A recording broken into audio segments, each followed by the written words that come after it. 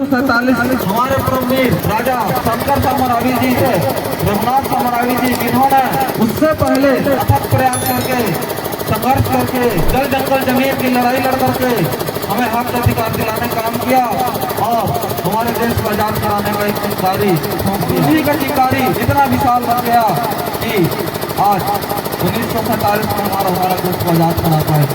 साथियों, लेकिन यह दुर्भाग्य की बात होता है कि आज तमाम लीडरों का परिचय इतिहास बताते आते हैं, लेकिन हमारे गौड़ शासक राजा शंकर समरावी और रघुनाथ समरावी कहीं भी लिखा हुआ नहीं पाया जाता है इतिहास में, जो हमारे आज स्कूलों में पढ़ाए जाते हैं। तो इन्होंने जब अपना चिंगारी जलाई तब अंग्रेजों को डर बन गया कि अगर कहीं ये जीवित रहे तो हमें सफलता नहीं मिलेगा, और ये सभी उनको तोप में बांध कर छुड़ाया गया।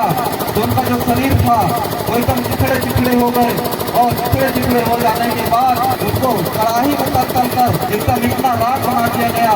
उसको डर मिल गया कि कहीं इनका एक भी आंसू बच जाएगा तो वो जो है इतिहास में रह जाएगा और उसी के माध्यम से लोग जागृत हो जाएंगे। इसलिए वे उनके जितने भी चिथड़े मांस थे उसको कड़ाही में तल करके एकदम राख बना करके उसको बाहर दिया गया। तो बता देना चाहूँगा, समय में जब महिलाओं को कपड़ा पहनने का अधिकार नहीं दिया जाता था, अगर कोई कपड़ा पहन करके बाहर निकले तो उन्हें टैक्स लगता था, लेकिन यही राजा शंकर समरावी और रघुनाथ समरावी जिन्होंने इसे संघर्ष किया और महिलाओं को कपड़ा पहनने का हक और अधिकार दिलाया। लेकिन फिर भी आज हम लोग भले लोगों का गदर मची संभाली। साथियों, हर नहीं की मनमानी, जरा याद करो कुर्बानी। जब हम बैठे थे घरों में वो दोस्त मुंह में बने थे, जब दो प्रचलित हुए ऐसे गरज पड़े थे, कैसी थी उनकी जिंदगानी। जरा याद करो कुर्बानी, जब तोपे उन पे चली थी, जब चिथड़े तन के उड़े थे, वो देश की खातिर अपनी जान गंवा बैठे थे। जो खून गिरा धरती पर वो खून का बनवाने का, आओ याद करें उन्हें भी कर लें, अब अमर रहेगी कहानी।